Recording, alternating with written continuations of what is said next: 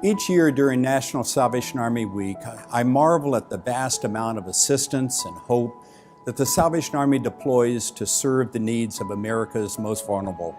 Your boundless commitment last year helped shelter more than 10 million people from the elements, feed 55 million meals to people who would otherwise go hungry, and make sure that more than 3 million families had a Christmas with toys under the tree and gifts of necessities to see them into the new year. All of this while responding to catastrophic hurricanes, wildfires, and earthquakes, providing physical, emotional, and spiritual care that our neighbors desperately needed. That care continues today and will for many months and years to come. Those are victories indeed, and I thank you from the bottom of my heart. But our fight continues.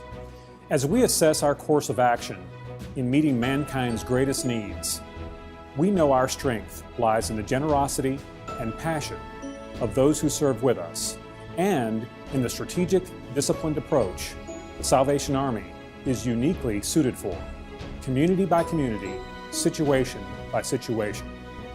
In the last few years, we've seen a new foe arise, as formidable as any before it, the opioid crisis. Nearly 50,000 people died last year due to the devastating effects of opioids, while countless families and whole communities bore the impact of ancillary job loss, homelessness, domestic violence, and other trickle-down effects.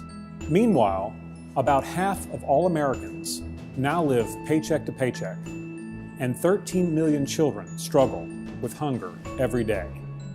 Compounding these plights are recent shifts in tax laws. New limits on deductions mean donor contributions are uncertain. More tax implications are ahead, and our ability to help those in need may be at great risk. But the Salvation Army will do what it always has: jump in and help address those problems by focusing on and growing critical programs and services to meet the need. More than a half a century after President Eisenhower proclaimed this week to recognize the humanitarian efforts of the Salvation Army, we continue to fight relentlessly. Our fight to meet human need in His name without discrimination is imperative. Our fight to offer help and hope to nearly 25 million Americans every year will not waver.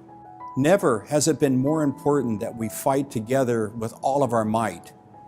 With each of you shoulder to shoulder, advancing the campaign and the war on poverty, we will continue the fight for good.